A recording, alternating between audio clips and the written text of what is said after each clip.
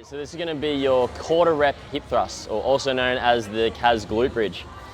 This is going to be a shortened position focus variation, meaning just the top bit is the bit that you're going to be focusing on. So whack a bench up against the wall so that you can slightly lean into it, and then you can start to lift up on, yep. With this setup, once you're tabletopped at the top, we want your shins vertical facing the roof. We want shoulder width apart and a little toe point out. Brooke's going to go down just before her knees cave in. That's going to be her end range, and then she's going to come back up.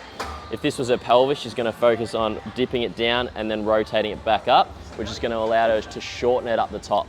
This variation, if you've struggled with getting your glutes in the hip thrust, is going to help you because it's going to make you focus just on this bit. Another thing is focusing on knees out slightly.